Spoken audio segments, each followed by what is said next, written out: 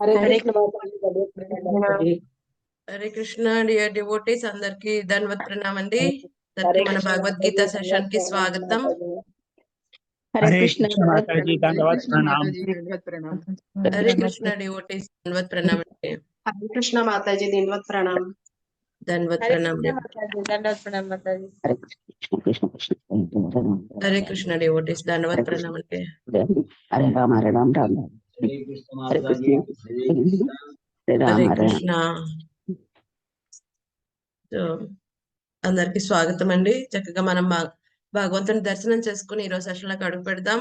బలదేవ్ జగన్నాథ్ సుభద్రమయ్యకి జై, సుదర్శన భగవానికి జై, నితాయ్ గౌర ప్రేమానందే హరి హరి బోల్. వామనదేవ్ భగవాన్ की जय, परशुराम भगवान की जय, पंचतत्व की जय, निताय गौर प्रेमानंदे हरि हरि హరి హరి బోల్. హరి हरे బోల్. कृष्णा. ोमज्ञानतिमिरान्धस्य ज्ञानाञ्जनशलाकया चक्षुरुन्मीलितं येन तस्मै श्रीगुरवे नमः. नमो ॐ विष्णुपादाय कृष्णपृष्ठाय भूतले श्रीमते भक्तिवेदान्त स्वामिन् इति नामिने. नमस्ते सरस्वते देवे गौरवाणी प्रचारिणे निर्विशेषा शून्यवादी पाश्चात्य देशतारिणे. जय श्री कृष्ण चैतन्य प्रभु नित्यानंद श्री अद्वैता गदाधर श्रीवसादि गौर भक्त वृंदा. हरे कृष्णा कृष्ण कृष्ण हरे हरे, हरे रामा राम राम हरे हरे. హరే కృష్ణ. సో మనం 9వ అధ్యాయం పరమ గుహ్య జ్ఞానంలో ఉన్నామండి. సో ఈ రోజు మనం 15 మరియు 16 శ్లోకములు తెలుసుకునే ప్రయత్నం చేద్దాం. జ్ఞాన యజ్ఞేన చాప్యన్యే యజంతో మముపాసతే ఏకత్వేన పృథక్త్వేన బహుదా విశ్వతో ముఖం. జ్ఞాన యజ్ఞేన చాప్యన్యే యజంతో మాముపాసతే ఏకత్వేన పృథక్త్వేన బహుదా విశ్వతో ముఖం. జ్ఞాన యజ్ఞేన చాప్యన్యే యజంతే మాముపాసతే ఏకత్వేన పృథక్త్వేన బహుదా విశ్వతో ముఖం. జ్ఞాన సముపార్జన యజ్ఞమునందు నియుక్తులైన ఇతరులు దేవదేవుడనైన నన్ను అద్వితీయునిగా, వివిధ రూపునిగా, విశ్వరూపునిగా పూజింతురు. 16వ శ్లోకం. అహం క్రతురహం యజ్ఞః స్వదాహమహమౌషధం మంత్రోహమహవేవాజ్యం అహమగ్నిరహం హుతం. అహం క్రతురహం యజ్ఞః స్వదాహమహమౌషధం మంత్రోహమహవేవాజ్యం అహమగ్నిరహం అతుం. అహం క్రతురహం యజ్ఞః స్వదాహమహమౌషధం మంత్రోహమహమేవాజ్యం అహమగ్నిరహం హుతం. నేనే క్రతువును, యజ్ఞమును, పూర్వుల నొసగబడు ఆహుతిని, ఔషధమును, దివ్య మంత్రమును అయ్యున్నాను. ఆజ్యమును, అగ్నిని, హుతమును కూడా నేనే. హరే కృష్ణ. చాలా అద్భుతమైన శ్లోకాల్లోకి చక్కగా మనం వస్తున్నాం, రైట్. సో మనం చూసాం, భగవంతుడు తన యొక్క ఐశ్వర్య జ్ఞానాన్ని చెప్పాడు. 4వ శ్లోకం నుంచి 10వ శ్లోకం వరకు కూడా భగవంతుని యొక్క అద్భుతమైన యోగం, ఐశ్వర్యం, ఏ విధంగా ఈ భౌతిక ప్రకృతితో ఆయన ఏ విధంగా అంటబడకుండా ఉంటాడు, బట్ ప్రతిదీ కూడా ఆయన నియంత్రిస్తాడు, సర్వత్రా వ్యాపించి ఉంటాడు. అవన్నీ చెప్పిన తర్వాత ఇటువంటి రకాల డిఫరెంట్ వెరైటీస్ ఆఫ్ వర్షిపర్స్, చాలా మంది రకరకాలుగా ఆయన ఆరాధించే వాళ్ళు ఉంటారు. కొంతమంది డైరెక్ట్ గా ఆరాధిస్తూ ఉంటారు, కొంతమంది ఇండైరెక్ట్ గా ఆరాధిస్తూ ఉంటారు. వాళ్ళలో దశలు ఉన్నాయి. సో ఎవరెవరు ఆయన ఆరాధిస్తున్నారు అవన్నీ కూడా చెప్పే ప్రయత్నం చేస్తున్నాడు స్వామి కదండి. సో మనం చూస్తే 11, 12 శ్లోకాలు ఎవరు చెప్పారు? దురాత్మల గురించి చెప్పాడు. సో వాళ్ళు స్వామిని చేరలేరు అని చక్కగా చెప్పాడు. సో తర్వాత ఈ యొక్క మహాత్ముల గురించి చెప్పాడు. ఈ రోజు శ్లోకంలో ఏం చెప్తున్నారు? 15వ శ్లోకంలో 3 రకాల వర్షిప్పర్స్ ఉంటారంట. జ్ఞానులు. ఎవరైతే జ్ఞానులని చెప్పి ఒక కేటగరీ ఉందో, వాళ్ళు మళ్ళీ 3 రకాలుగా స్వామిని ఆరాధన చేస్తూ ఉంటారంట. సో, వాళ్ళ యొక్క దశలు చెప్పుకునే ముందు, అసలు ఈ హైరార్కీలో వాళ్ళు ఎక్కడొస్తారు? వాళ్ళు ఎక్కడ ఫిట్ అవుతారో తెలుసుకుందాం. రైట్. సో, మొట్టమొదటి కేటగరీ, హైయెస్ట్ కేటగరీ ఎవరు? మహాత్ములు. నిన్న శ్లోకంలో చెప్పుకున్నాం. 13, 14 శ్లోకాల్లో చెప్పిన మహాత్ములనేది ఫస్ట్ కేటగరీ డివోటీస్ అన్నమాట. డైరెక్ట్‌గా వర్షిప్ చేస్తూ ఉంటారు. భగవంతుడు కూడా వాళ్ళు మహాత్ములు అని వాళ్ళకి కేటగరీ కూడా ఇచ్చేసాడు స్వామి. కదండీ! వాళ్ళేం చేస్తారంట? మహాత్మానస్తు మాం పద దైవీం ప్రకృతిమాశ్రితః. తన యొక్క దైవీ ప్రకృతిని, అంతరంగిక ప్రకృతిని ఆశ్రయించి ఉంటారు. భక్తి చేస్తూ ఉంటారు. కదండీ! ఎలా చేస్తారు వాళ్ళు? సతతం కీర్తయంతో మాం. 24 గంటలు కీర్తిస్తూ ఉంటారంట స్వామిని. ఓకే. సో, 24 గంటలంటే ఈ రోజు 24 గంటలు చేస్తానండి, రేపు సంబంధం లేదని కాదు. సతతం, ఎప్పుడు కూడా, ఎల్లప్పుడూ. అన్ని 24 గంటలు. భక్తి అనేది టైమ్ పాస్ జాబ్ కాదు. మన ఆచార్యులు ఏం చెప్తారు ఇది? 24 అవర్స్ జాబ్. 24 గంటలు రోజులో, వారంలో 7 రోజులు. హ్మ్. నెలలో 30 రోజులు, సంవత్సరంలో 365 రోజులు, 66 రోజులు అంటే 366 రోజులు కూడా భక్తి చేయాల్సిందే. ఇది ఫుల్ టైమ్ జాబ్. అంతేగాని ఒకే పార్ట్ టైమ్ జాబ్ లాంటిది కాదు. లేతే టైమ్ పాస్ జాబ్, అంతకంటే కాదు భక్తి. సో, ఏం చేయమంటున్నారు? హైయెస్ట్ కేటగరీ అనన్య భక్తి ఎవరు చేస్తారు? సతతం కీర్తయంతం. నిరంతరం స్వామిని కీర్తిస్తూ ఉంటారు. స్వామి యొక్క నామాన్ని, గుణగణాలని కీర్తిస్తూ ఉంటారు. అటువంటి వాళ్ళు ఎటువంటి భౌతిక కల్పనల పట్ల ఆధారపడి ఉండరు. శాస్త్రంగా చక్కగా శాస్త్ర ప్రమాణంగా భగవంతుడి గురించి, గుణగణాల గురించి శ్రవణం చేసి నిత్యంగా ఆయన్ని కీర్తిస్తూ దృఢ నిశ్చయంగా ఉంటారు. అటువంటి వాళ్ళు మహాత్ములు. వాళ్ళు అనన్య భక్తులు. వాళ్ళ భక్తి ఎలా ఉంటుంది? అహైతుకి అప్రతిహత. ఎటువంటి భౌతిక అభిలాష గురించి వాళ్ళు చెయ్యరు. అంటే ఇది చేస్తే నాకిదొస్తుంది కాబట్టి నేను జేస్తా. ఇది గనుక నాకు లభించకపోతే నేను భక్తి చేయను రేపటి నుంచి అనేం కాదు. ఏదైనా లభించినా, లభించకపోయినా ఇర్రెస్పెక్టివ్ ఆఫ్ ఎనీథింగ్ అన్నమాట. వాళ్ళు భక్తి చేస్తారు. అప్రతిహత. ఎటువంటి పరిస్థితుల్లో ఉన్నా, ఎటువంటి కండిషన్‌లో ఉన్నా వాళ్ళు చేస్తారు.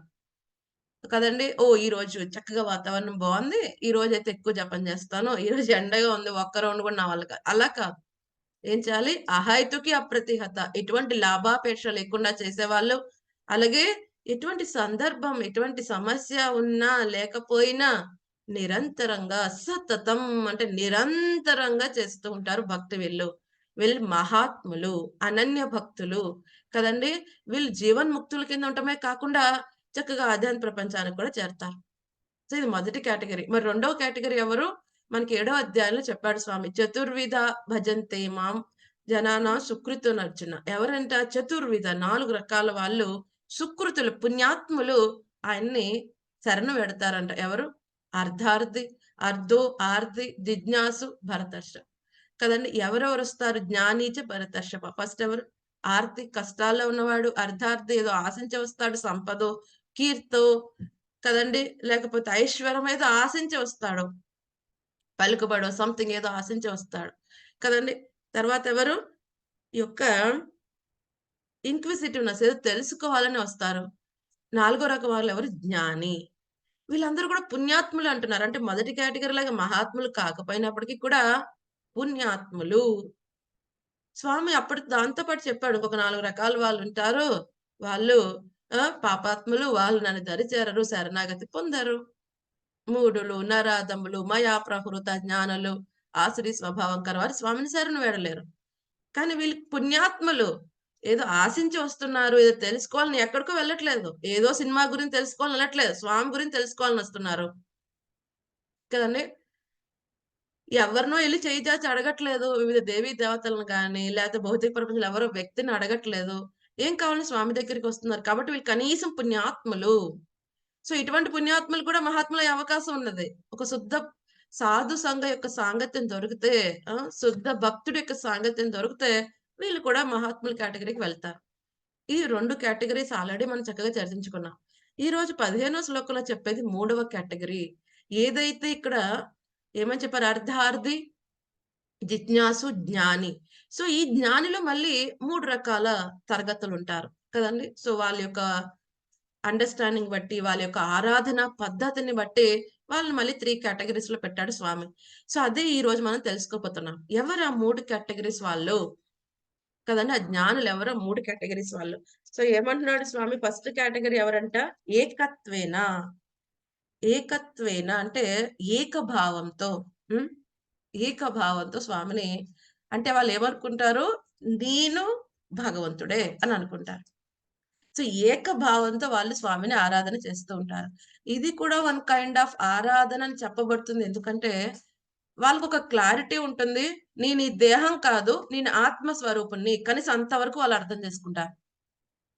కదండీ! సో ఎటువంటి భౌతికపరమైన ప్రొడక్ట్ కింద వాళ్ళని పరిగణించట్లేదు. వాళ్ళు కూడా జీవాత్మ. అంతే కాకుండా వాళ్ళేమనుకుంటారు వాళ్ళకున్న ఒక మిస్‌కన్సెప్షన్ ఏంటి? జీవాత్మ, పరమాత్మ సమానం. సో నేనే భగవంతుడు అని అనుకుంటారు. వాళ్ళని వాళ్ళు సెల్ఫ్ వర్షిప్ అన్నమాట. వాళ్ళని వాళ్ళు ఆరాధన చేసుకుంటూ ఉంటారు. ఇది ఏకత్వేన. దీంట్లో చాలా మంది కేటగరీస్ ఉంటారు. దీంట్లో చాలా మంది వస్తారు. ఆ! సో ఇటువంటి ఈ యొక్క ఏకత్వైన కేటగరీలోకి చాలా మంది వస్తారు. ఎందుకంటే ఎవరికి వాళ్ళు గొప్పగా కదండీ! అటువంటి భావంతోనే కదా ఇక్కడికొచ్చాం. స్వామి పట్ల ద్వేషం భావంతోనే ఇక్కడికొచ్చాం గదా! సో చాలా మంది దీనికి అట్రాక్ట్ అవుతారు ఈ భావనకి. భౌతికపరమైనది ఏది కాదు నేను. నేను ఆధ్యాత్మికమైన వాడిని. అంతే కాదు నేను భగవంతుడిని. ఏదో ఇప్పుడు లీల చేస్తున్నానంతే ఈ లీల కంప్లీట్ అయిపోయిందంటే నేనే భగవంతుడు అన్నట్టుగా వాళ్ళు మాట్లాడుతూ ఉంటారు. సో ఇది మొదటి category self identification, self grasping, self worship. ఇది ఏకత్వేన. ఏమంటారు వీళ్ళు? ఒకవేళ ఇందులో 2 కేటగరీస్ ఉంటాయి. బ్రహ్మవాదులు, మాయావాదులు. సో ఈ బ్రహ్మవాదులు భగవంతుడికి ఏం అపరాధం చేయరు. కదండీ! భగవంతుడికి ఏం అపరాధం చేయకుండా వాళ్ళ మటుకు వాళ్ళుంటారు. కానీ మాయావాదులతోనే ప్రాబ్లమ్ వస్తుంది. మాయావాదులు ఏం జేస్తారు? భగవంతుడి యొక్క దివ్య మంగళ రూపానికి ఆ! చక్కగా ఏం జేస్తూ ఉంటారు? అపరాధం చేయటం కారణంగా వాళ్ళేమవుతారు? ముక్తికి దూరం అయిపోతారు. కదండీ! సో ఏం జేస్తారు వాళ్ళు? మాయావాదులు ఏం చేస్తారు? ఏమంటారు వాళ్ళు? సో భగవంతుడి యొక్క ఎప్పుడు కూడా నిరాకార బ్రహ్మజ్యోతి నుంచి భగవంతుడు పుట్టుకొస్తున్నాడు. కాబట్టి తను కూడా ఈ భౌతిక ప్రకృతికి లోబడి ఉంటాడు. ఏమంటారు? మానుషిం తనుమాశ్రితః. తను కూడా భగవంతుడు కూడా సాధారణ మానవుడని చెప్పి, తనకి కూడా ఈ కర్మ ఫలితాలు అంటబెట్టే ప్రయత్నం జేసి, తను కూడా ప్రకృతి లోబడిలోకి మాట్లాడతారు. ఆ విధంగా భగవంతుని రూపానికి, భగవంతుడికి అపరాధం చేయటం కారణంగా వాళ్ళు చాలా భగవంతుడి యొక్క ధామానికి చాలా దూరంగా వెళ్ళిపోతూ ఉంటారు. ఎవరైతే ఈ బ్రహ్మవాదులు అపరాధం చేయకుండా ఉంటారో, వాళ్ళు గనుక శుద్ధ భక్తుల సాంగత్యానికొస్తే వాళ్ళు కూడా ముందుకొచ్చే అవకాశం ఉన్నది. రైట్? సో చాలా మంది ఈ విధంగా ఎన్నో కొన్ని కొన్ని అనుకున్న కొన్ని కొంత జ్ఞానం తెలిసినప్పటికీ మేము భౌతికపరమైన వాళ్ళం కాదు. ఆధ్యాత్మికం సరే అయితే మేమే భగవంతుడు అనుకుంటూ ఉంటాం. ఒకసారి ప్రభుపాద్ గారు ఉన్నప్పుడు ఒక వ్యక్తి వస్తాడు. సో ప్రభుపాద్ గారిని మీట్ అవ్వడానికి చాలా మంది వస్తూ ఉండేవారు. సో ఒక వ్యక్తి వస్తారు I want to discuss with Prabhupad అంటే సరే అయితే పంపించండి. సో ప్రభుపాద్ దగ్గరికొస్తారు. సో ప్రభుపాద్ అడుగుతారు. "ఏం కావాలి నాయనా ఏంటంటే" "ప్రభుపాద్ మీకు తెలుసా నేనే భగవంతుడు." సో ప్రభుపాద్ అంటారు "ఎప్పుడయ్యావు భగవంతుడు?" నాకిప్పుడే రియలైజ్ అయింది. నిన్నే నేను రియలైజ్ అయ్యాను. I am God. నేనే భగవంతుడు. సో ప్రభుపాద్ అంటారు, "oh! That is very nice. చాలా బావుందయ్యా. సరే అయితే కూర్చో. ఇప్పుడే మేము జగన్నాథ్‌కి రాజభోగ పెట్టాం. ఈరోజు చప్పన్ భోగ్ పెట్టాం. సో నువ్వు గూడా భగవంతుడు అంటున్నావు కదా! సరే అయితే డివోటీస్‌ని పిలిచి చెప్తారు. ఒక 5, 6 ప్లేట్‌లో మొత్తం అన్ని పెట్టుకొని రండి." సో ఆ వ్యక్తి దగ్గర తీసుకొచ్చి మై డియర్ భగవాన్ ప్లీజ్ తీసుకోండి అంతా తినండి. ఇదంతా నేనెక్కడ తినగలను? ఏదో ఒక చిన్న ప్లేట్‌లో కొంచెం పెట్టివ్వండి సరిపోతది. అయ్యో! అదేంటి?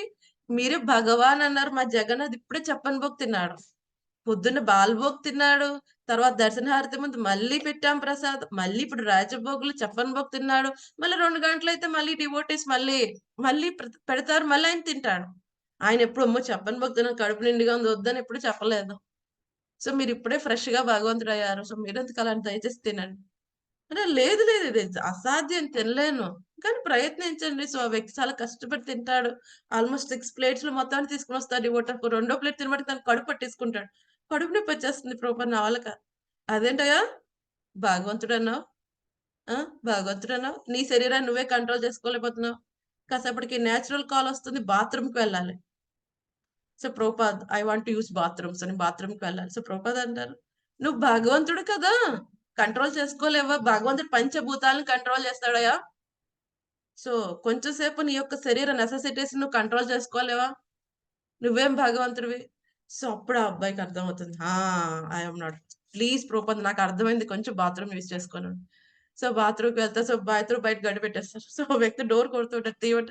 సో అప్పుడు చెప్తారన్నమాట, ఫస్ట్ ఒప్పుకో, నేను భగవంతుని కాదు, నేను దొంగ బాబా లాగా ప్రయత్నం చేస్తున్నా, ముందు ఒప్పుకొని డోర్ తీస్తా. ఒకసారి నాకు నిజంగానే అర్థమైంది ప్రభుపాద్, నేను నిజంగానే నటించాను, నన్ను క్షమించండి, నేను వచ్చేస్తాను బయట. సో బయటకు వచ్చిన తర్వాత హీ రియల్లీ అండర్స్టాండ్, ఇతను భగవంతుడు కాదని తెలుసుకుని ప్రభుపాద్ శరణాగతి పొందుతాడు. తర్వాత గొప్ప భక్తుడు అవుతాడు కదండి. సో ఈ విధంగా ఇటువంటి మిస్కన్సెప్షన్స్ అన్ని కూడా ఎప్పుడైతే మనం శుద్ధ భక్తుని సాంగత్యానికి వెళ్తామో అవన్నీ కూడా పటాపంచలైపోతాయి కదండి. సాధు సంగ సర్వశాస్త్ర కహే లవ మాత్ర సాధు సంగ సర్వ సిద్ధి హోయ్ కదండి. లవ మాత్రంగా సాధు సంగ దొరికిన అన్ని సిద్ధులు లభిస్తాయని అన్ని శాస్త్రాలు చెప్తున్నాయి. అది సాధు యొక్క సాంగత్య యొక్క మహిమ కదండి. అది మొదటి రకం ఏకత్వేన. మరి నెక్స్ట్ రకం అంటే పృథక్త్వేన. పృథక్త్వేన అంటే వీళ్ళ లెవెల్ ఎలా ఉంటుంది, ఇందులో కూడా మళ్ళీ కేటగిరీస్ ఉన్నాయి. సో ఫస్ట్ కేటగిరీ ఏంటి, సో వాళ్ళు ఏదైనా ఒక వ్యక్తిని భగవంతుడి కింద ఆపాదించేసుకుంటారు. అది భౌతిక పరమైన వ్యక్తి అయినప్పటికీ కూడా, మన ఎదురుకుంటే తిరుగుతున్న ఒక వ్యక్తి అయినప్పటికీ, గొప్ప వ్యక్తి అయితే ఆరాధన చేసిస్తారు. ఎందుకని, కేవలం ఆ వ్యక్తి వల్ల వీడికి కొంత ఇంద్రియ తృప్తి కలుగుతుంది. అంటే వాడే రండి నాకు భగవంతుడు. కొంతమంది చెప్తారు కదా, పేకాట ఆడే వాళ్ళు చెప్తారు, వాళ్ళ జేబుల్లో ఫోటోలు ఉంటాయి, వీళ్ళు మా భగవంతుడు అని చెప్పుకుంటూ ఉంటారు. ఎందుకు, అతను ఎవరు, ఇటు పేకాట ఆడడానికి చక్కగా డబ్బులు స్పాన్సర్ చేస్తున్న వ్యక్తి వాడి జీవితంలో భగవంతుడు ఆరాధన చేస్తూ ఉంటారు. అవి చూస్తే మనకి ఆశ్చర్యంగా ఉంటుంది. బట్ చరిత్రలో చాలా మంది అటువంటి వాళ్ళు ఉన్నారు. అటువంటి వాళ్ళు భగవంతుడి కింద చెప్తున్నారు. చాలా మంది సెలబ్రిటీస్ కి, హీరోయిన్స్ కి ఆలయాలు కట్టి అర్చన చేస్తున్నారు, పాలాభిషేకాలు చేస్తారు కదండి. వాళ్ళ సినిమా రిలీజ్ అయినా పాలాభిషేకాలు, అన్న సంతర్పణలు, రైట్. మా ఊర్లో ఒకసారి నాకు మా పేరెంట్స్ మాట్లాడుతూ ఒక విషయం చెప్పారు. ఈ రోజు అన్న సంతర్పణ జరుగుతుంది. సో ఏం జరిగింది, ఏంటి ఉత్సవం, ఏంటి ఏదైనా ఫెస్టివల్లా, ఏదైనా జరుగుతుందా అంటే లేదు, ఒక హీరో యొక్క బర్త్డే, పుట్టినరోజు, అందుకని అంత అన్న సంతర్పణ అందరూ వేసుకుని ఫ్యాన్స్ అందరూ చేస్తున్నారు. వాళ్ళ తల్లిదండ్రులు పుట్టినరోజుకి ఎవరైనా సంతర్పణ చేస్తారో లేదో తెలియదు కదా, మరి దీనికి చేస్తూ ఉంటారు. సో ఒక వ్యక్తిని వాళ్ళు ఆరాధన చేస్తూ ఉంటారు భగవంతుల్లాగా. మనకి ప్రభుపాద్ గారు ఎక్కువసార్లు ఎగ్జాంపుల్ చెప్తారు. హిట్లర్ ఎప్పుడైతే ఈ దండయాత్రలన్నీ చేస్తున్నప్పుడు, రెండవ యుద్ధం, ప్రపంచ యుద్ధం జరుగుతున్నప్పుడు, ఒక వ్యక్తి హిట్లర్ ని భగవంతుడి కింద ఆరాధించేవాడంట.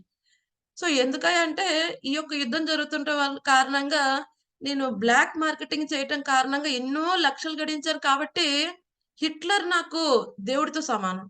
మీరెవరైనా తిట్టుకోండి హిట్లర్ గురించి, బట్ నాకు హిట్లర్ అంటే దేవుడు లెక్క. సో ఈ విధంగా ఉంటారు జనాలు కదండి. వివిధ రూపాలలో వాళ్ళకి ఇంద్రియ తృప్తికి ఎవరైతే సహకరిస్తున్నారో వాడు భగవంతుడు. వాడి నా దృష్టిలో వర్షిపబుల్, ఆరాధనీయుడు అని ఒప్పుకుంటారు. సో ఇప్పుడే కాదండి, ఎప్పటి నుంచో ఇది ఎంతో మంది ఇలాగే ఉంటున్నారు. ఈవెన్ భక్తి వినోద్ ఠాకూర్ గారి టైంలో కూడా చాలా మంది ఇటువంటి వాళ్ళు ఉండేవారు. సో మనం చూస్తాం, భక్తి వినోద్ ఠాకూర్ గారి యొక్క జీవిత చరిత్ర చదువుతున్నప్పుడు చాలా అద్భుతంగా ఉంటుంది. భక్తి వినోద్ ఠాకూర్ గారు ఇలాంటి వాళ్ళని ఎంతో మందిని ఏరిపారేశారన్నమాట.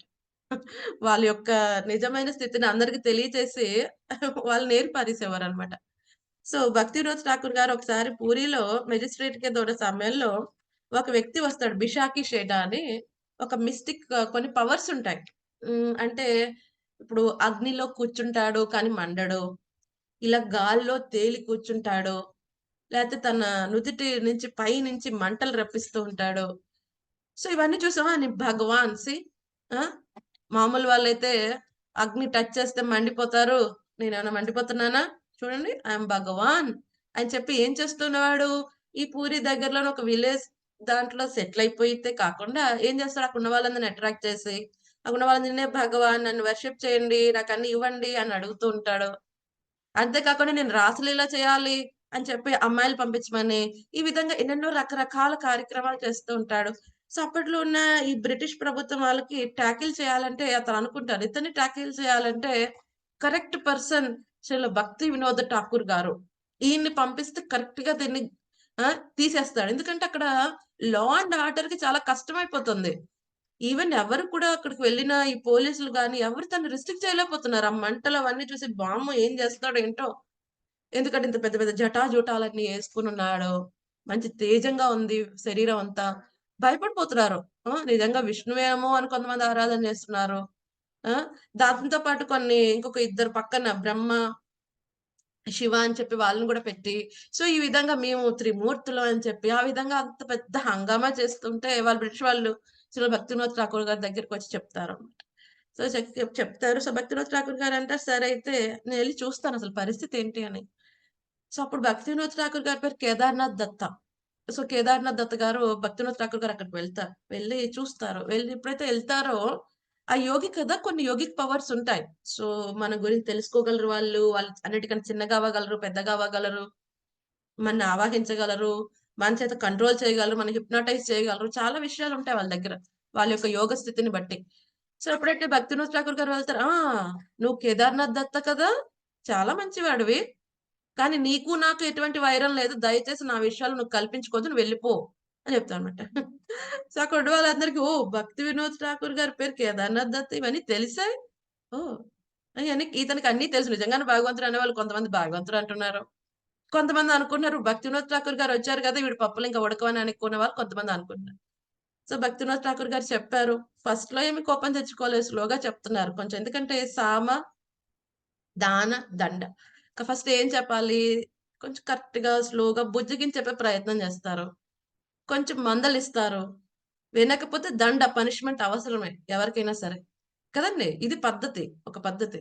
సో, ఫస్ట్ ఆయన చక్కగా చెప్పే ప్రయత్నం చేశారు. నచ్చ చెప్పే ప్రయత్నం. నాయనా నాకర్థమైంది. నీకు కొన్ని యోగ శక్తులున్నాయి. బట్ నువ్వు భగవంతుడు కాదు.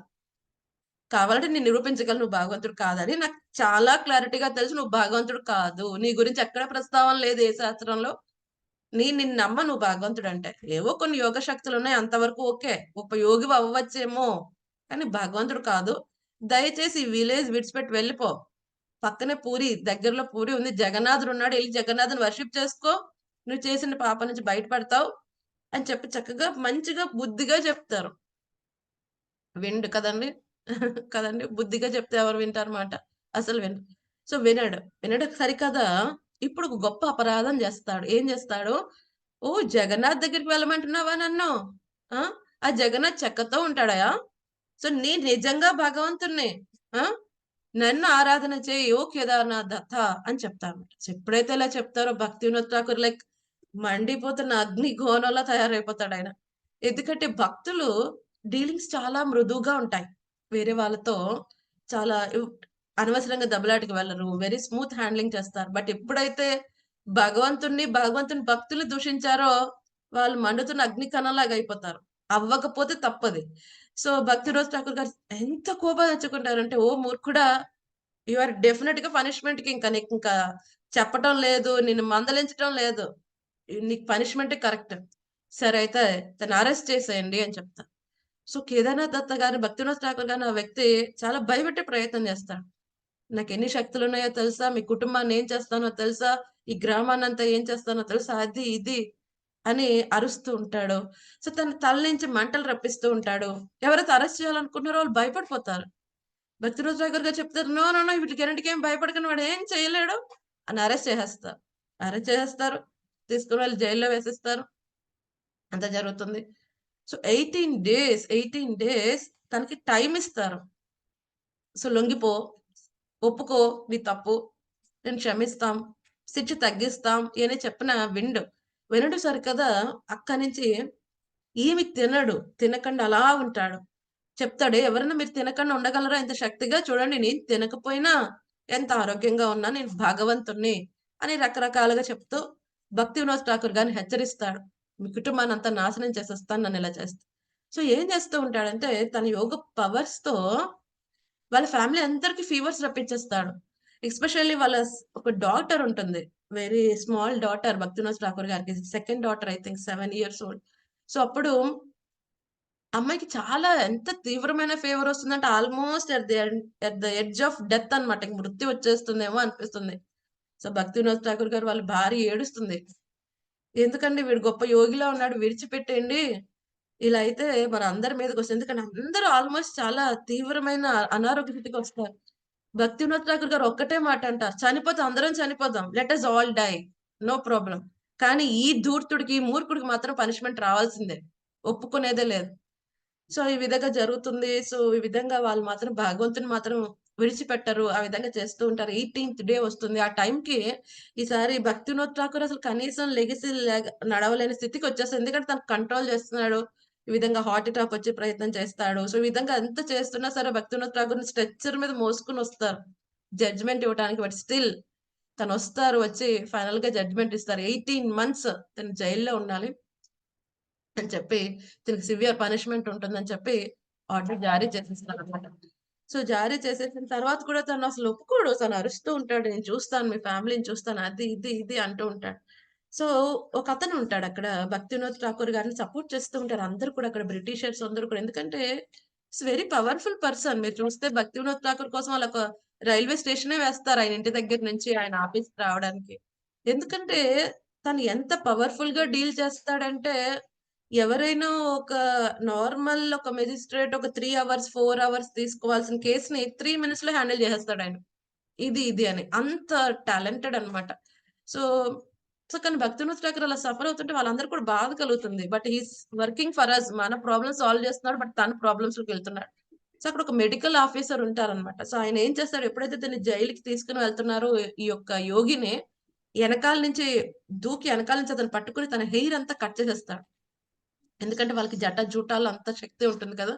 ఎప్పుడైతే ఆ హెయిర్ అంతా కట్ చేసేస్తాడో ఏమవుతుంది?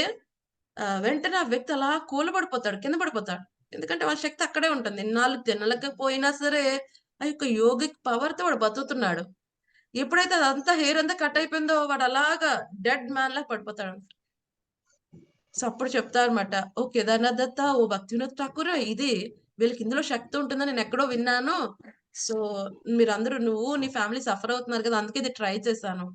ఎప్పుడైతే తను కట్ చేస్తాడో వెంటనే భక్తి వినోద్ ఠాకూర్ కూడా చక్కగా ఆరోగ్యంగా లెగ్స్ నుంచుంటారు. వాళ్ళ ఫ్యామిలీ అంతా రికవర్ అవుతారు. సో, ఎవ్రీవన్ రియలైజ్ ఇతను అప్పటి వరకు ఎవరికైతే కొంతమంది ఇంకా మూర్ఖంగా అతనే భగవంతుడు అనుకుంటున్నారో అప్పుడు అర్థమవుతుంది జస్ట్ యోగి మాత్రమే ఇతను భగవంతుడు కాదు అని వాళ్ళకి అర్థమవుతుందన్నమాట. సో, అప్పుడు తనని జైల్‌లో ఆ స్ట్రెచర్ మీద ఆ యోగిని తీసుకొని వెళ్తారు. ఆ తర్వాత హి వాస్ లైక్ అర్థమవుతుంది. అందరికి అర్థమైపోయింది నేను భగవంతుడు కాదు ఇది అని చెప్పి. ఒక 3 మంత్స్ అలా ఉంటాడు. Finally he takes some poison and he leaves the body. ప్రాణం విడిచిపెడతాడు. సో, ఈ విధంగా కొంతమంది పోస్ట్ చేస్తూ ఉంటారు. నేనే భగవంతుడు. అలాగే ఎవరైతే భౌతికంగా వాళ్ళకేదైనా లాభాలొస్తుంటే, వాళ్ళు భగవంతుడి కింద ఆరాధన చేస్తూ ఉంటారు. సో, భక్తి వినోద్ ఠాకూర్ గారు రానంత సేపు కూడా చాలా మంది ఆయన భగవంతుడి కింద ఆరాధన చేస్తున్నారు. ఆయనతో పాటు రాసనృత్యం చేస్తున్న వాళ్ళు ఉన్నారు. కదండీ! ఈ విధంగా కొంతమంది ఈ విధంగా ఆరాధన చేస్తూ ఉంటారు. కదండీ! ఈవెన్ భక్తి వినోద్ ఠాకూర్ గారి టైంలో ఒక విషయం జరుగుతుంది. ఒక చెట్టు దగ్గర ఏదో ఒక ప్రేతం ఉంది. ఏదైనా కోరుకుంటే అన్ని కోరికలొచ్చేస్తున్నాయని చెప్పి అందరూ అక్కడికెళ్లి వర్షిప్ చేయటం ప్రారంభిస్తారు. సో, ఏం కావాలంటే అది జరుగుతున్నాయని చెప్పి అలా చేస్తూ ఉంటే సో, భక్తి వినోద్ ఠాకూర్ గారి దగ్గరికొస్తారు ఈ సమస్య తీసుకొని. అప్పుడు భక్తి వినోద్ ఠాకూర్ గారు వెళ్ళి 1 మంత్ కంటిన్యూయస్‌గా శ్రీమద్ భాగవతం అక్కడ కీర్తన చేస్తూ ఉంటారు. సో, ఆఫ్టర్ 1 మంత్ శ్రీమద్ భాగవతం కంటిన్యూయస్‌గా అందరూ వింటూ ఉంటారు. వింటూ వీళ్ళు భక్తులైపోతారు. ఎట్ ద సేమ్ టైమ్ ఏదైతే అక్కడ బ్రహ్మ రాక్షసి ఏవైతే చెట్టు మీద ఉందో, వీళ్ళ కోరికలు తీరుస్తుందో, దానికి కూడా విముక్తి కలుగుతుంది. ఆ చెట్టు ఇలా చీలిపోయి పడిపోతుందన్నమాట. సో, అప్పుడు అందరూ రియలైజ్ అవుతారు. అసలు మనం శరణాగతి పొందాల్సింది భగవంతుడికి. బ్రహ్మ రాక్షసికి విముక్తి కలిగించింది. సో, మనలాంటి వాళ్ళం ఏం లెక్క. సో, శుద్ధ భక్తులు ఈ విధంగా వాళ్ళ సాంగత్యానికొస్తే ఎటువంటి వారైనా సరే వాళ్ళు ఈ పృథక్త్వేన వివిధ రూపాలను ఆరాధించే వాళ్ళైనా సరే శుద్ధ భక్తులయ్యే అవకాశం ఉన్నది. కేవలం శుద్ధ భక్తుల యొక్క సాంగత్యం. సో, ఈ పృథక్త్వేన ఏదైతే వివిధ రూపాల్లో ఆరాధించే వాళ్ళు సెకండ్ కేటగరీ ఎవరు? దేవీ దేవతారాధన చేసేవారు. సో, వివిధ దేవీ దేవతారాధన సెకండ్ లెవెల్ వస్తుంది ఇందులో. వాళ్ళేం చేస్తారు? అట్‌లీస్ట్ ఇది కొంచెం నెక్స్ట్ లెవెల్ అట్‌లీస్ట్. వాళ్ళు ఏదైతే శాస్త్రాల్లో చెప్పబడిందో దాని తగ్గట్టుగా వివిధ దేవీ దేవతలను ఆరాధన చేస్తూ ఉంటారు. ధనం కావాలంటే లక్ష్మీదేవి కదండి, లేకపోతే మంచి భార్య కావాలంటే ఒకళ్ళు, మంచి భర్త కావాలంటే ఒకళ్ళు, లేకపోతే మంచి ఐశ్వర్యం కావాలంటే ఒకళ్ళు, అందం కావాలంటే ఈ యొక్క గంధర్వుల అప్సరసలని కదండి. ఈ విధంగా రకరకాల దేవీ దేవతల్ని రకరకాల కోరికల కోసం, ఆరోగ్యం కావాలంటే సూర్యనారాయణ. సో ఈ విధంగా రకరకాలన వీళ్ళు ఆరాధన చేస్తూ ఉంటారు. సో ఈ విధంగా కొంతమంది ఆరాధన చేస్తారు. దీని గురించి ఎక్కువ డీటెయిల్స్ వెళ్ళట్లేదు. ఎందుకంటే మనకి 20వ శ్లోకం నుంచి ఇదే అధ్యాయాలు 20 నుంచి 25 వరకు కూడా వివిధ దేవీ దేవతారాధన వల్ల ఎందుకు వాళ్ళని ఆరాధన చేస్తారు, చేస్తే వచ్చే ఫలితం ఏమిటి, దాని గురించి మనకి 20 నుంచి 25 శ్లోకాల్లో మనకు చాలా వివరంగా భగవంతుడు చెప్తారు. అప్పుడు మనం తెలుసుకుందాం. ఒకటైతే మనం తెలుసుకుందాం, ఏదైతే వీళ్ళు దేవీ దేవతారాధన చేయటం వల్ల వచ్చే ఫలితాలన్నీ కూడా ఏంటి, అశాశ్వతమైనవి. ఎందుకంటే అవి 14 లోకాల్లో ఎక్కడికైనా వెళ్ళి అనుభవించడానికే తప్ప ఈ 14 లోకాల నుంచి బయటికి ముక్తినైతే అవి ప్రసాదించలేవు. కేవలం ముక్తి ప్రదాత శ్రీ మహావిష్ణువు కృష్ణ భగవానుడు తప్ప ఎవరు ముక్తిని మనకి ప్రసాదించలేరు. ఓకే, సరే. మూడో కేటగిరీ ఎవరంటే ఈ జ్ఞానంలో విశ్వతోముఖం, విశ్వరూప ఉపాసన. సో వాళ్ళు ఏదైతే కనిపిస్తుందో అంతవరకు మేము చూస్తాం. దానికి వెనకాల ఉన్న ఆధ్యాత్మికం మాకు తెలీదు. బట్ ఏదైతే విశ్వం ఉంది, సో భగవంతుని ఈ విశ్వరూపుని కింద మేము ఆరాధన చేస్తాం. విశ్వతోముఖం, ఇది కూడా ఈ కైండ్ ఆఫ్ వర్షిప్ కూడా యాక్సెప్టబులే. ఎందుకంటే మనకు భాగవతంలో కూడా వస్తుంది, ఎవరైతే స్టార్టింగ్ స్టేజ్ లో ఉన్న యోగి పరమాత్మ మీద ధ్యానం చేయలేడు. ఆయన పరమాత్మ యొక్క సుందరమైన దివ్య మంగళ రూపాన్ని ధ్యానం చేయలేడు. బట్ ఈ యొక్క యూనివర్సల్ ఫామ్ మీద ధ్యానం చేస్తూ ఉంటాడు. ఈ విధంగా మొత్తం భగవంతుడు ఈ విశ్వం అంతా కూడా ఈ విధంగా పనిచేస్తుంది. ఈ అద్భుతమైన విశ్వంనే భగవంతుడు ఒక రూపం కింద, ఒక్కొక్క దాన్ని ఒక్కొక్క అంగం కింద ఆరాధన చేస్తూ ఉంటాడు. సో ఇది ఎలా అంటే, ఇప్పుడు ఎవరైనా ప్రైమ్ మినిస్టర్ గారు కారులో వెళ్తున్నారు అనుకోండి. సో మనకి ప్రైమ్ మినిస్టర్ గారు కనిపించట్ల, ప్రైమ్ మినిస్టర్ గారు కారులో ఉన్నారు. కానీ ఏం చేస్తాం, అదిగో ప్రైమ్ మినిస్టర్ అని చూపిస్తాం. అదిగో ప్రైమ్ మినిస్టర్ అన్నప్పుడు ఫస్ట్ అక్కడ కారు కనిపిస్తుంది. కారు లోపల ప్రైమ్ మినిస్టర్ గారు తెలిస్తే ఆల్రెడీ మనకి ఈయన ప్రైమ్ మినిస్టర్ అర్థం అవుతుంది. లేకపోతే కారుని చూసి ప్రైమ్ మినిస్టర్ అనుకుంటాం కదండి. సో ఇలాగే విశ్వాన్ని చూసి ఒక భగవంతుడి కింద ఆరాధన చేస్తాం. But over period of time చేయంగా విశ్వం ఇంత అద్భుతంగా పనిచేస్తోంది, ఇన్ని రకాలు ఉన్నాయి విశ్వంలో, ఇంత అద్భుతమైన ఫ్లవర్స్ ఉన్నాయి, ఇన్ని అద్భుతమైన జంతుజాలాలు ఉన్నాయి. ఎవరు చెప్తున్నారు, ఆవు దూడకి పుట్టిన వెంటనే పాలు ఇక్కడే ఉంటాయి అమ్మ దగ్గర తాగాలని. చిన్న పిల్లవాడికి ఎవరు చెప్తున్నారు, ఆహారం ఏడిస్తే అమ్మ దగ్గరికి వెళ్ళినప్పుడు ఏ విధంగా పాలు తాగాలని.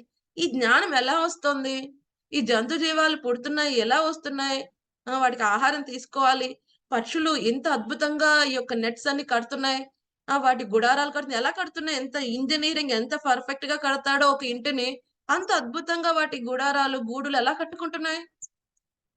అంటే దీని వెనకాల ఎవరు ఉన్నారు, ఈ యూనివర్స్ మేనేజ్ అవుతుంది ఇంత అద్భుతంగా, దీని వెనకాల ఎవరు ఉన్నారు క్రియేటరు అని అప్పుడు దాని వెనకాలకు వెళ్తారు. అలాగే ఓవర్ పీరియడ్ ఆఫ్ టైం ఈ విశ్వరూపం మీద ఆరాధన చేయంగా వాళ్ళు దాని వెనకాల ఉన్న భగవంతుడి దగ్గరికి వెళ్తారు. ఇది ఒక రకమైన పద్ధతి కదండి. ఇది విశ్వతోముఖం.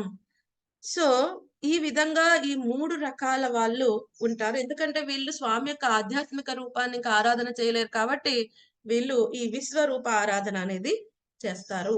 సో ఈ విధంగా స్వామి చెప్పిన తర్వాత ఈ విశ్వతోముఖం, ఈ విశ్వరూప ఉపాసన వాళ్ళు ఏ విధంగా మనకు కనిపించే ప్రతిదీ కూడా ఈ విశ్వరూపం కింద వాళ్ళు, అంటే భగవంతుడి కిందే వాళ్ళు ఏ విధంగా అనుకుంటారు అన్న విషయాలు కొన్ని వివరణ ఇచ్చారు 16 నుంచి 19 వరకు ఇదే అధ్యాయంలో, రైట్.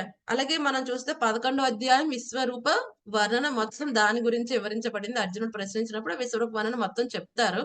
బట్ ఆ యొక్క విశ్వరూప ప్రతిదీ ఆ విశ్వరూపంలో ఎలాగ తానే అయి ఉన్నాడు అని చెప్పడానికి ఈ 16వ శ్లోకం నుంచి 19వ శ్లోకం వరకు దానికి వివరణ ఇచ్చాడు స్వామి.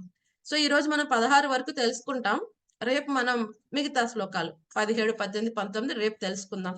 సో ఈ 16వ శ్లోకంలో స్వామి ఏం చెప్తున్నాడు, ఈ యొక్క ఏదైతే యజ్ఞం అయితే ఏదైతే ఉన్నదో, ఏదైతే యజ్ఞం చేస్తున్నారో అవన్నీ కూడా యజ్ఞము, అలాగే యజ్ఞానికి ఉపయోగపడే ప్రతి ఉపకరణము, యజ్ఞంలో సమర్పించే ప్రతి ఒక్క పదార్థము, అలాగే యజ్ఞం ఎవరి కోసం చేయబడుతుంది, తన కోసమే.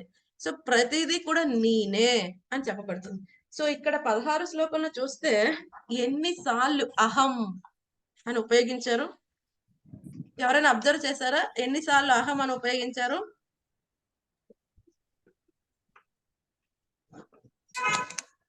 మాట్లాడతానే 8 సార్లు అహం, నేనే నేనే నేనే అని చెప్తున్నాడు స్వామి. ఏమన్నాడు ఆయన? అహం క్రతువు, నేనే ఈ యొక్క వైదిక క్రతువు, నేనే యజ్ఞాన్ని, నేనే కదండి. ఇంకేమన్నాడు? ఆహుతిని నేనే, ఔషధాన్ని నేనే, దివ్య మంత్రాన్ని నేనే, ఆజ్యం నేనే, అగ్ని నేనే, హుతము నేనే అని నేనే అని చెప్తున్నాడు ఆయన. అంటే యజ్ఞంలో మనం చేసే ఏది కూడా బయటికి భౌతిక మూలకాల్లో అనిపించినప్పటికీ కూడా ప్రతిదీ కూడా మేనిఫెస్టేషన్, భగవంతుని యొక్క వ్యక్తీకరణమే అని క్లారిటీగా చెప్తున్నాడు ఆయన. ఓకే, ఇందులో వివరణ తెలుసుకుందాం. ఏమన్నాడు? ఫస్ట్ క్రతువు అంటే వైదిక క్రతువు. రెండవది ఏమన్నాడు? యజ్ఞం. సో 2 ఉన్నాయి. అది 2 ఒకే విధాన్ని సూచిస్తున్నాయి. యజ్ఞం, క్రతువు, వైదిక క్రతువు, వైదిక యజ్ఞం. సో ఓకే, ఈ పదాన్ని చాలా చోట్ల వాడతారు. క్రతువు, యజ్ఞం, స్టోమ కదండి, ఇవన్నీ వాడుతూ ఉంటారు. అక్కడ పర్టికులర్ సన్నివేశాన్ని బట్టి దాన్ని వాడుతూ ఉంటారు. సో ఎస్పెషల్ ఇక్కడ ప్రభుపాద్ గారు చెప్తున్నారు, ఈ క్రతువు వైదిక క్రతువు రిచువల్ అని ఎక్కడ అంటారు? శృతీస్ లో చెప్పబడింది. అలాగే స్మృతుల్లో ఈ యజ్ఞం అన్న పదాన్ని వాడతారు. సో శృతి ఏంటి, స్మృతి ఏంటి?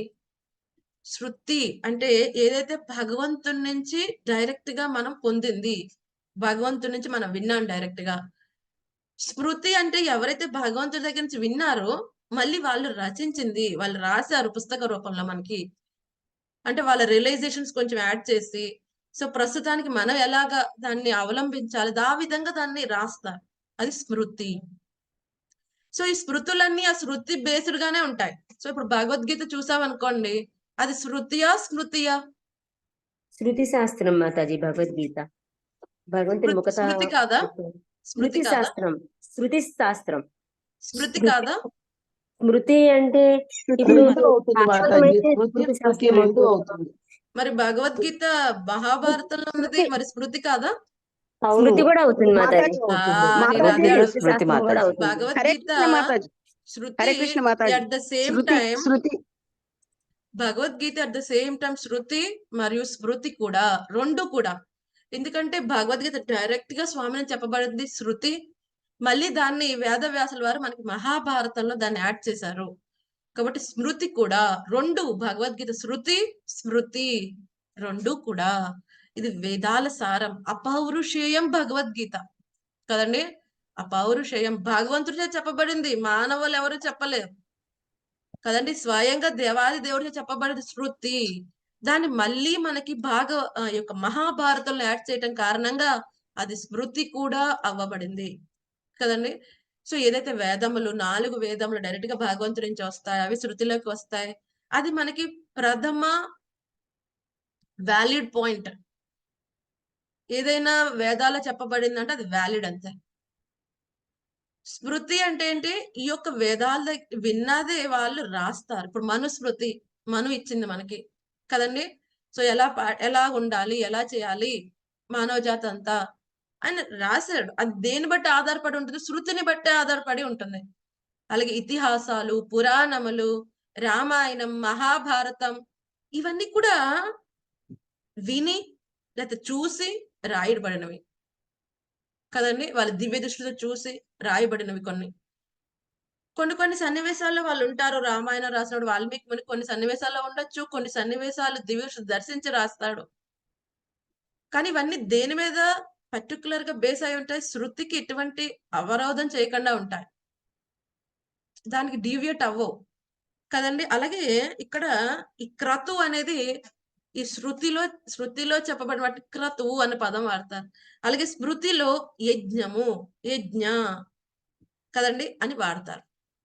సో ఇక్కడ ప్రభుపాద్ గారు ఒక ఎగ్జాంపుల్ చెప్పారు. ఏమంటున్నారు? శృతి జ్యోతిష్టోమము, మనం వింటాం కదా అగ్నిష్టోమం, జ్యోతిష్టోమం. సో ఈ జ్యోతిష్టోమం అనేది ఒక సోమ సాక్రిఫైస్ కదండి. సో ఈ సోమ సాక్రిఫైస్ చాలా ఉంటాయి. ఈ అగ్నిష్టోమంలో ఈ ఈ ఆహుతులు సమర్పించడం, గ్లోరిఫికేషన్, సోముడికి గ్లోరిఫికేషన్ ఉంటుంది. చాలా గ్లోరిఫికేషన్ ఉంటుంది. మళ్ళీ నెక్స్ట్ ఏంటి, ఈ జ్యోతిష్టం ఒక స్పెషాలిటీ ఉంటుంది. ఇక్కడ సోమరసాన్ని డిస్ట్రిబ్యూట్ చేస్తారు. అందులో ప్రత్యేకంగా జ్యోతిష్ఠంలో ప్రతిదీ 16 నెంబర్ ఉంటది.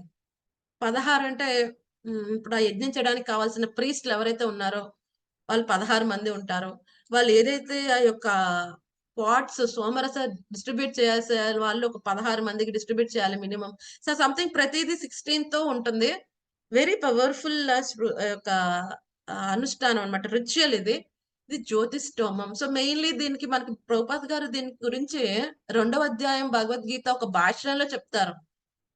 దీన్ని యాక్చువల్‌గా కర్మకాండీలు స్వర్గానికి వెళ్తానికి ఉపయోగిస్తారు. స్వర్గానికి వెళ్ళటం కోసం ఇటువంటి యజ్ఞాలన్నీ చేస్తారు.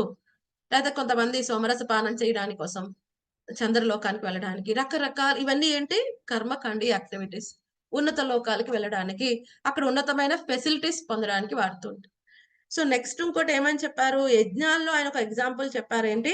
మహాయజ్ఞం. ఇది మనకు స్మృతుల్లో చెప్పబడినది. సో, ఈక్వల్లీ వాలిడ్ కదండీ! శృతి, స్మృతి ఈక్వల్లీ వాలిడ్ కదండీ! ఎటువంటి తేడా లేదు అందులో. బట్ ఈక్వల్లీ వాలిడ్ అందులో ఉపయోగించే పదజాలాన్ని బట్టి మనం క్రతు, యజ్ఞ, స్తోమం అలా వాడతాం. సో, ఈ మహాయజ్ఞం గురించి స్మృతి ఏమని చెప్తోంది? పంచమహాయజ్ఞం. ఏంటి పంచమహాయజ్ఞం గృహస్థులు చేసేది? బ్రహ్మయజ్ఞం కదండీ! ఈ యొక్క ఎవరైతే ఈ ఋషులు వీళ్ళందరూ శాస్త్రాలు ఇస్తారో వాటిని నిత్యం పఠించాల్సి ఉంటుంది. దేవయజ్ఞ ఈ దేవతలందరికీ కూడా గ్రాటిట్యూడ్ చేయాల్సి ఉంటుంది. నిత్య అగ్నిహోత్రం చేయాల్సి ఉంటుంది. పితృయజ్ఞ పితరులకి కదండీ! వాళ్ళ కార్యక్రమాలు చేయాల్సి ఉంటుంది. ఇది డైలీ చేయాల్సిన కార్యక్రమం కాకపోయినా వాళ్ళ యొక్క శ్రాద్ధ సెరమనీ, వాళ్ళకి తర్పణాలు సమర్పించటం ఇవన్నీ కూడా ఉంటాయి. ఎందుకంటే వాళ్ళకి రుణపడి ఉంటారు జీవుడు ఎవరైనా సరే. నెక్స్ట్ ఎవరు? ఈ యొక్క భూత యజ్ఞ అంటే వివిధ జీవజాతులందరికీ కూడా కుదిరినంతగా మనం వాడికి సేవ చేయాలి గానీ వాటికి హాని చేయకూడదు. అలాగే అతిథి యజ్ఞ లేకపోతే మనుష్య యజ్ఞ. అంటే వేరే మన సాటి మనిషికి మనం సాయం చేయటం, లేతే అతిథులను ఆహ్వానించటం అయినా, లేకపోతే సాటి మనిషికి సహాయంగా ఉండటం. సో, ఇవి 5 యజ్ఞములు. పంచమహాయజ్ఞం కదండీ! సో, ఈ పంచమహాయజ్ఞ అనేవి గ్రేట్ సాక్రిఫైస్ అదే చెప్తున్నారు.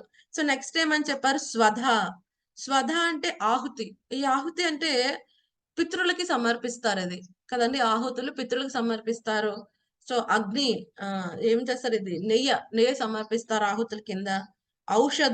ఔషధములు, ఏం చేస్తారు యజ్ఞాలు చేసేటప్పుడు? దివ్యమైన మంత్ర పఠనం జరుగుతుంది. ఏమవుతుంది? ఆ దివ్యమైన మంత్రాలు ఉచ్చరించటం కారణంగా జీవుడు ఎలివేట్ అవుతాడు. తన స్థితి నుంచి ఉద్ధరించబడతాడు. ఓకే. యజ్ఞం జరుగుతుంది. నా గొప్ప కోసం జరుగుతుంది. బట్ నేనేదో ఫోను చూసుకోవటం కాదు. అక్కడ యజ్ఞంలో ఇన్వాల్వ్ అయ్యామంటే ఆ మంత్రాలు వినాలి. వింటూ ఉంటే ఏమవుతుంది? ప్రతి చోట యజ్ఞైః విష్ణు, విష్ణు, విష్ణు, విష్ణు అని చెప్పినప్పుడు విని అప్పుడు ఈ కర్మకాండీయ పద్ధతులన్నీ విడిచిపెట్టి యజ్ఞేశ్వరుడు విష్ణువుకి నేను శరణాగతి పొందాలి అని వాడు వస్తాడు. వీటి యొక్క ఈ ఉద్దేశం అదే. కర్మకాండీయ యాక్టివిటీస్ ఎందుకు చేస్తారు? ఏదో ఇంద్రియ తృప్తి లాభాలు పొందడానికి. ఓకే. ఈరోజు నేను కొంచెం కట్టేసుకున్న ఇంద్రియాలను ఉంటాను. బట్ దేనికోసం? రేపు ఇంకా ఎక్కువ ఇంద్రియ తృప్తి పొందడానికి. రేపు ఇంకా స్వర్గంకెళ్ళి ఇంకా అనుభవించడానికి. లేకపోతే సోమరస పానం చేయడానికి. నందన గార్డెన్‌లో తిరగడానికి ఈరోజు కావాలంటే ఒక వారం రోజులు ఉపవాసం ఉంటా. సో, ఈ విధంగా కర్మకాండ యాక్టివిటీస్ చేస్తారు. ఏదో లభించడం, పొందటం కోసం ఈరోజు కొన్ని చేస్తూ ఉంటారు. కానీ ఎప్పుడైతే యజ్ఞాలు ఇన్వాల్వ్ అయినప్పుడు, ఆ మంత్రాలు వింటున్నప్పుడు ప్రతీది విష్ణు, విష్ణు, విష్ణు. ఓం, ఓం, ఓం అన్నీ వినిపిస్తాయి. అది కరెక్ట్‌గా వాడు వింటే, వాడిలో పవిత్రీకరణ చెంది, విష్ణువే మొత్తానికి కారణం. ఆయనకి కదా శరణాగతి పొందాలి అని చెప్పి అక్కడికి వెళ్తారు. సో, వీటి ఉద్దేశం అది. కదండీ! సో, ఏమంటున్నారు? ఆజ్యం ఆ నెయ్యి ఏదైతే వేస్తామో ఆ నెయ్యి ఆయనే అంటున్నాడో, అలాగే అక్కడ ఏదైతే పాల పదార్థాలన్నీ సమర్పిస్తారో అవన్నీ కూడా నేనే అంటున్నాడు స్వామి. అలాగే ఇంకోటి ఏమంటున్నాడు? హుతం అంటే అందులో సమర్పించేవన్నీ కూడా నేనే అంటున్నాడు. ఇంకోటేంటి? అగ్ని. అగ్ని కూడా నేనే అంటున్నాడు స్వామి. భగవద్గీతలో ఆల్రెడీ స్వామి చెప్పాడు. 7వ అధ్యాయం 4వ శ్లోకంలో ఏమని చెప్పాడు? భూమిరాపో నలో వాయు కమ్మనో బుద్ధిరేవచ అహంకార ఇతి యమ్మే భిన్న ప్రకృతి ఏమంటున్నాడు ఆయన? భిన్న ప్రకృతి. ఈ 8 అంశములు కూడిన భిన్న ప్రకృతి అది నా మీదనే ఆధారపడి పనిచేస్తుంది. ఏంటి ఆ 8 అంశాలు? భూమి, నీరు, గాలి, ఆకాశం, మనసు, బుద్ధి, అహంకారం. సో అందులో అనల అంటే అగ్ని, అది కూడా ఆయన ఒక ఎనర్జీ అని చెప్పాడు. సో అందుకని ఇక్కడ అగ్ని అది కూడా నేనేనయ్యా అని చెప్తున్నాను. అంటే ఏదైతే భౌతిక ప్రపంచంలో కనిపించే ఒక యజ్ఞ అనుష్ఠానం, అది క్రతువవని, యజ్ఞమవని, ఆహుతి పితృలకు సమర్పించే ఆహుతవని, ఔషధం అవని, అక్కడ జపించే మంత్రం అవని, అక్కడ వేసే ఆజ్యం నెయ్యి అవని, అగ్ని అయినా, అలాగే హుతం సమర్పించేది ఏదైనా స్వామి ఏమంటున్నాడు, అవన్నీ నేనే, అహం, నేనేనయా అన్ని అని అంటున్నాడు. సో దీన్ని బట్టి మనకి ఏమర్థమవుతుంది, అన్ని యజ్ఞాలు ఎవరి కోసం చేయాలి, ఆ యజ్ఞేశ్వరుడు విష్ణు సంతృప్తి కోసం చేయాలి. అవన్నీ నేనే అంటున్నాడు ఆయన. సో తెలివైన వాడు చాలా సునాయాసంగా భగవంతుని చేరే పద్ధతి ఉన్నప్పుడు దాన్ని ఎంచుకుంటాడు. యజ్ఞం చేయటం అంటే అంత సునాయాసమైన పద్ధతి ఏం కాదు. మంత్రాలు సరిగ్గా పఠించే వాళ్ళు కావాలి.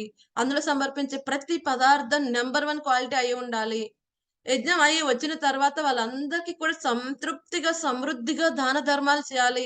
ఎవడు ఒక్కడు కూడా అసంతృప్తిగా వెళ్ళకూడదు యజ్ఞం నుంచి. ఇవన్నీ ఎన్నో రూల్స్ ఉంటాయి. సో ఇప్పుడున్న పరిస్థితుల్లో మంత్రాలు సరిగ్గా పఠించే వాళ్ళు లేరు.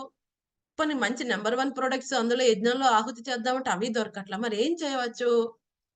హరే కృష్ణ కృష్ణ కృష్ణ హరే హరే, హరే రామ హరే రామ, రామ రామ రామ రామ రామ హరే హరే. హరే ఏమన్నాడు ఆయన? యజ్ఞోమి జప యజ్ఞోస్మి, యజ్ఞానాం జప యజ్ఞోస్మి. అన్ని యజ్ఞాలు జప యజ్ఞాన్ని అని చెప్పి 10వ అధ్యాయంలో స్వామి డిక్లేర్ చేశాడు ఆయన. ఎక్కడ చెప్పారండి? నేను జపాన్ అని అడుగుతారు చాలా మంది. చెప్పాడు ఆయన ఆల్రెడీ. యజ్ఞానాం జప యజ్ఞోస్మి, అన్ని యజ్ఞాల కంటే నామ సంకీర్తన అనేది అత్యున్నతమైన యజ్ఞం. సో ఆ యజ్ఞం సునాయాసంగా చేయవచ్చు. సో చాలా సందేహాలు ఉంటాయి చాలా మందికి. ఈ విధంగా భక్తితో సేవ చేస్తే మేము ఏమన్నా ఫలితాలు పోతాయేమో, మిగతా వాళ్ళు చేసే యజ్ఞాల వల్ల, దానాల వల్ల వచ్చే ఫలితాలు పోతాయేమో అని బెంగ పెడతారని స్వామి ముందే చెప్పేశాడు 8వ అధ్యాయం 28వ శ్లోకంలో. ఏమన్నాడు? వేదేషు యజ్ఞేషు తపస్సు చైవ దానేషు యత్యున్న ఫలం ప్రదిష్టం అత్యేతి తస్సర్వమిదం విదిత్వా యోగి పరద్ధా పరంస్థానమైతి చాద్యం. ఏమంటున్నాడు ఆయన? వేదాధ్యయనం వలన, తీవ్ర తపస్సుతో కూడిన యజ్ఞాచరణం వలన, దానం వలన లేదా తాత్విక కర్మలను మరియు కామ్య కర్మలను అనుసరించటం వలన కలిగిన ఫలితములు భక్తి మార్గమున చేపట్టు వానికి లభింపకపోవు. వీటన్నిటితో పాటు అంత్యమున దివ్యమైన పరంధామము సైతం చేరగలడు. వీటన్నిటితో పాటు ఎక్కడికి వెళ్తాడంట ఆయన? ఆధ్యాత్మిక ప్రపంచానికి కూడా వెళ్తాడు. కేవలం భక్తితో సేవ చేయటం కారణంగా నీకు ఏది పోయేదేమీ లేదు. అన్ని యజ్ఞాలు, దానాలు, తపస్సులకు ఫలితాలతో పాటు ఆధ్యాత్మిక ప్రపంచానికి కూడా వెళ్ళగలం కదండి. సో అందుకని మనం ఒకటి అర్థం చేసుకోవాలి, మన ఇంట్లో జరిగే ఏ యజ్ఞం అయినా, ఏ ఫంక్షన్ అయినా కదండి. సో వివాహ యజ్ఞం, మ్యారేజ్ సెరమనీ, నామకరణ సంస్కారం, పిల్లలకి నామం పెడతాం, గర్భధాన సంస్కారం, లేకపోతే శ్రీమంత సెరమనీ కదండి. సో లేకపోతే హౌస్ వార్మింగ్, గృహ ప్రవేశం, లేకపోతే శ్రాద్ధ సెరమనీ, పితరులకు సమర్పించేది మన ఇంట్లో ఏదైనా అవని, ఏ కార్యమైనా అవని, అక్కడ మనం ఒక్కటి చేస్తే సంపూర్ణమైపోతుంది. ఏంటది? భగవంతుని యొక్క నామస్మరణ. హరే కృష్ణ కృష్ణ కృష్ణ కృష్ణ హరే హరే, హరే హరే రామ హరే రామ హరే హరే రామ, రామ రామ రామ రామ రామ హరే హరే. హరే. 2 కార్యక్రమాలు చేయాలి, నామ సంకీర్తన మరియు ప్రసాద వితరణ. ఎక్కడైతే వచ్చిన వైష్ణవులు వాళ్ళు కృష్ణ ప్రసాదం తీసుకుంటారు, భగవంతుడు ఏమంటాడు? I eat through the mouth of Brahmanas and Vaishnavas. నేను బ్రాహ్మణుల వైష్ణవుల ముఖంతో నేను తీసుకుంటా అంటాడు ఆయన. 3వ స్కందంలో వస్తుంది. కుమారులు చెప్పేటప్పుడు స్వామి చెప్తాడు ఆ విషయాన్ని కదండి. సో భగవంతుని సంతృప్తి పరచాలంటే చిన్న విషయం ఏంటి? బ్రాహ్మణులని, వైష్ణవులని సంతృప్తి పరచాలి. సో దాన్ని ఏ విధంగా సంతృప్తి చేయగలం వాళ్ళని? నామ సంకీర్తన, ప్రసాద వితరణ, ప్రసాద డిస్ట్రిబ్యూషన్ కదండి. సో ఇంత సునాయాసంగా చేయవచ్చు. ఎంతో కష్టమైన యజ్ఞయాగాదులు చేయలేకపోయినా, అంతటికి మనకి సమయం, సంపద, శక్తి లేకపోయినా అతి సునాయాసమైన భక్తి చేస్తూ మనం భగవంతుణ్ణి పొందగలం. అలాగే మిగతా అన్ని ఫలితాలు కూడా పొందగలం. అందులో ప్రాబ్లం ఏముందండి? ఎటువంటి ప్రాబ్లము లేదు. సో ఇంత అద్భుతమైన భగవంతుణ్ణి పొందాలంటే ఇంత గొప్ప యజ్ఞాలు చేయలేకపోయినా ఒకే ఒక్కటి చేస్తే సరిపోతుంది. అంటే సాధువుల యొక్క సాంగత్యం. సో మనం అది అడగకుండానే శ్రీల ప్రభుపాద్ గారు మనందరికి ఇచ్చేసారు అది. కదండీ! సో ఆయన ఏమేమి ఇచ్చారు మనకి? అసలు ఏమి ఇవ్వలేదు. అన్ని ఇచ్చాడాయన. ఏమిచ్చాడు? నామ సంకీర్తన ఇచ్చారు.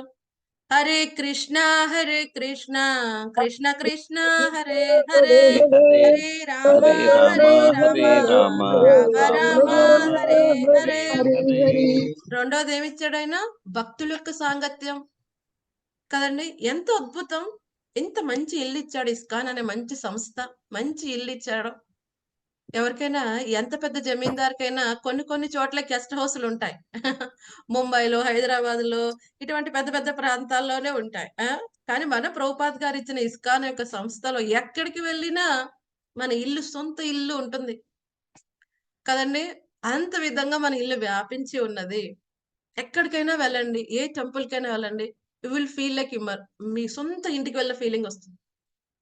అంత అద్భుతంగా ప్రభుపాద్ గారు మనకి ఈ యొక్క మంచి ఇల్లైన ఇస్కాన్ ఇచ్చారు. భక్తులకు సాంగత్యాన్ని ఇచ్చారు. అంతే కాకుండా ఏమిచ్చాడు ఆయన? శాస్త్రాలు అన్నీ మనకు అర్థమయ్యేటట్టుగా భాష్యాలు ఇచ్చారు. ఇదే భగవద్గీత, భాగవతం మనకి డైరెక్ట్‌గా భాష్యం లేకుండా చదివితే అర్థం కాకపోవచ్చు. కానీ ఈరోజు ఇంత అద్భుతంగా అందులో ఉన్న విషయాన్ని విని ఆనందించగలుగుతున్నాం, ఆచరించగలుగుతున్నాం అంటే అంత క్రెడిట్ అంతా ప్రభుపాద్ గారిదే. సో ప్రభుపాద్ గారి దయ.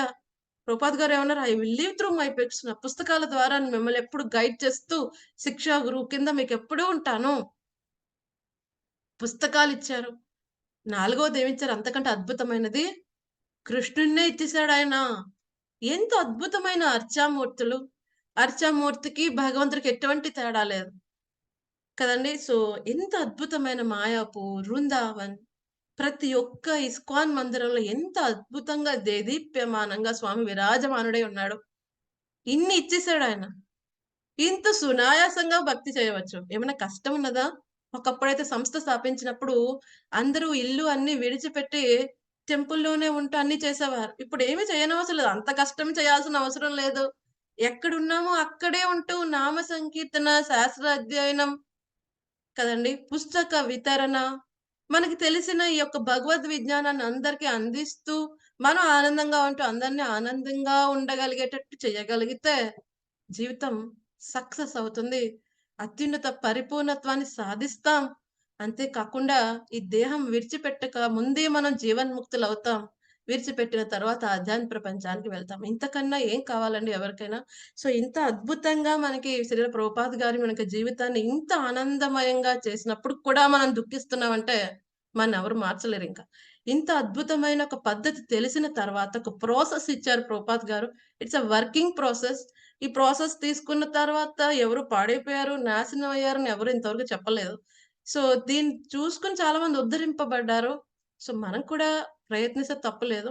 సో అందుకని ఇన్ని రకాలున్నారు. జ్ఞానుల్లో 3 రకాలున్నారు. సో విశ్వరూపం ఏ విధంగా ఆళ్ళు విశ్వతు ముఖం ఆ ఉపాసన చేసేవాళ్ళు ఈ యొక్క క్రతు యజ్ఞం కింద ఆయన యజ్ఞంలో చేసే ప్రతిదీ ఏ విధంగా వాళ్ళు భగవంతుని కింద వాళ్ళు ఏ విధంగా చూస్తూ ఉంటారో అది మనం తెలుసుకున్నాం. రేపు వచ్చే శ్లోకాల్లో ఇంకా తెలుసుకుంటాం. మన రిలేషన్‌షిప్స్‌లో ఏ విధంగా భగవంతుడుంటాడు. కదండీ! సో ప్రతీదీ ఆయన కాకుండా ఏది లేకుండా ఎలా ఉంది విశ్వమంతా? చాలా క్లుప్తంగా ఒక 3 శ్లోకాల్లో చెప్తాడు. ఎందుకంటే ఆయన 11 అధ్యాయంలో విశ్వమంతా ఏ విధంగా వ్యాపించి ఉన్నాడో వివరంగా ఇస్తాడు కాబట్టి. సో ఈరోజు ఇంతటితో ఆపేద్దామండి. ఏమైనా సందేహాలుంటే తీసుకుందాం. హరే కృష్ణ. హరే కృష్ణ. దండవత్ ప్రణామం మాతాజీ. సందేహాలు ఇది మాతాజీ మేము చాలా శిష్యులము. హా! అంటే 1వ తరగతి కంటే పూర్వము 2 ఉంటాయి మాతాజీ తరగతులు. ఫస్ట్ క్లాస్ కంటే ముందు. అవునులెండి. అలా అడ్మిషన్ అయిన వాడు చాలా బెస్టే కదా! అడ్మిషన్ అవ్వగానే ఇంట్లో కూర్చొని 10 ఏళ్ళు ఇంట్లోనే ఉండేవాడి కంటే, మూడవ సంవత్సరంలో అడ్మిషన్ అయిన వాడు చాలా గొప్ప. కదండీ! గొప్ప. అది సో, అందుకే ఆ డౌట్లు విధంగా చాలా ఉన్నాయి. ఎప్పుడు మనం చిన్నవాళ్ళం అనుకుంటే ఎప్పుడు ఎల్‌కేజీలో ఉండాలనుకుంటున్నాం అనుకోవచ్చు. సో, ఎప్పుడు మనం అంతే. ఎల్‌కేజీలో ఉండాలనుకోం. ఎప్పుడు కూడా ఏం చేస్తున్నాం ఎల్‌కేజీ నుంచి యూకేజీ. So, UKG. దానికోసం మనందరం ప్రయత్నిస్తున్న వాళ్ళమే. మనెవరు శుద్ధ భక్తులు కాదు. సాధన భక్తులం. ప్రయత్నిస్తున్నాం. ఆచార్య చాలా ముఖత విని డౌట్స్. ప్రయత్నించే ఆ, మన సాధక భక్తులం కదండి, సాధన చేస్తున్నాం. సో మనందరికి ఆచార్యుని యొక్క అనుగ్రహం ఉంటే ఈ విధంగా ముందుకు వెళ్ళే ప్రయత్నం చేస్తాం. చాలా మాతాజీ, ధన్యవాదాలు సోమరసం అంటే ఏంటి మాతాజీ? అంటే ఏమండి, సోమరసం అని చెప్తారు కదా ప్రతిసారి ప్రభుజీ సోమరసం అంటే అది కైండ్ ఆఫ్ లిక్విడ్ బెవరేజ్ అన్నమాట. ఒక అంటే తీర్థం లాంటిదా? లైక్ జ్యూస్ చాలా అంటే ఆనందాన్ని ఇస్తుంది అంట. అది అలా టేస్ట్ ఎలా ఉంటుందో మాకు తెలియదు ఇంకా. సో అది కొన్ని పదార్థాలతో తయారు చేస్తారు అన్నమాట. అంటే మనం ఇస్కాన్ టెంపుల్ లో ఏమన్నా ప్రసాదంగా ఇస్తారా మాతాజీ? అది లేకపోతే అటువంటిది అట్లా ఏమి ఇవ్వరండి. అటువంటిది కేవలం ఇస్కాన్ టెంపుల్లో భగవంతుని సమర్పించిన చరణామృతం మాత్రం దొరుకుతుంది. అది అదే ఎన్నో కదా. వేల లక్షల రెట్లు ఆ ఆ, ఏమంటారు, గొప్ప విశిష్యం కలది సోమరసం కంటే కూడా భగవంతుని యొక్క చరణామృతం. ఉమ్. సో అది దొరుకుతుంది, అది తీసుకుంటే చాలు. మళ్ళీ మనం భౌతిక ప్రపంచానికి కూడా తిరిగి రావక్కర్లేదు. చరణామృతం యొక్క అంత ఎఫెక్ట్ ఉంటుంది. ఎవరైతే గురువు యొక్క చరణామృతం, భగవంతుని యొక్క చరణామృతం తీసుకుంటారో వాళ్ళు మళ్ళీ భౌతిక ప్రపంచానికి తిరిగి రావాల్సిన అవసరం లేదు. But with full faith and శరణాగతి తీసుకుంటే that is the power of చరణామృతం భగవంతుడు. ఓకే. ధన్యవాదాలు. ఓకే, ఇంకేమైనా సందేహాలు ఉన్నాయండి డివోటీస్? హరే కృష్ణ మాతాజీ, ప్రభు దండవత్ ప్రణామ్. ధన్వత్ ప్రణాం ప్రభు. యజ్ఞాన్ని గురించి చాలా చక్కగా వివరణ ఇచ్చారు. అదే విధంగా జపయజ్ఞానికి ఉన్న మహత్యాన్ని కూడా వివరించారు. చాలా చక్కగా ఉంది ఈరోజు. హరే కృష్ణ మాతాజీ, దండవత్ ప్రణామ్. హరే కృష్ణ మాతాజీ. హరే కృష్ణ. ఏకత్వేన పృథక్వేన విశ్వతో ముఖం అనే దాంట్లో ఇంత అర్థం ఉందని ఎప్పుడూ తెలియదు మాతాజీ. అసలు ఆ మూడిట్లో ఇంత భావం ఉందా అని అసలు ఎంత బండరు అనిపించింది మాతాజీ. తెలియదు మాతాజీ, వాటి యొక్క అర్థం అనేది, భావం ఏంటో అనేది తెలియదు. ఈరోజు తెలుసుకోగలిగాం మాతాజీ. థ్యాంక్ యూ మాతాజీ. Hare Krishna. Hare Krishna. Thank you devotees. So మనందరం కూడా సాధకులం ప్రయత్నిస్తున్నాం. సో ఆ మహాత్మ స్టేజ్ కి వెళ్ళే ప్రయత్నం చేయాలి ఎవరు కూడా. సో అందుకని మనందరం కూడా సాధన భక్తి చాలా స్ట్రాంగ్ గా తీవ్రమైన భక్తి చేస్తే మనం కూడా మహాత్ముల స్టేజ్ కి వెళ్ళే అవకాశం ఉంటుంది. హరే కృష్ణ హరే కృష్ణ కృష్ణ కృష్ణ హరే హరే, హరే రామ రామ రామ రామ హరే హరే, హరే కృష్ణ హరే కృష్ణ కృష్ణ కృష్ణ హరే హరే, హరే రామ రామ రామ రామ హరే హరే, హరే కృష్ణ కృష్ణ కృష్ణ హరే హరే, హరే రామ రామ రామ హరే హరే. నిరంతర శ్రీమద్ భగవద్గీత की जय, శ్రీల ప్రభుపాద की जय, गुरु महाराज जय पताका स्वामी महाराज की जय. Thank you devotees. మళ్ళీ రేపు కలుద్దాం. హరే కృష్ణ. హరే కృష్ణ మాతాజీ. దండవత్ ప్రణామ్. ధన్వత్ హరే ప్రణాం కృష్ణ డివోటీస్. మాతాజీ. మాతాజీ, దండవత్ ప్రణామ్. ధన్వత్ ప్రణాం కృష్ణ డివోటీస్. మాతాజీ, దండవత్ ప్రణామ్. ధన్వత్ ప్రణాం.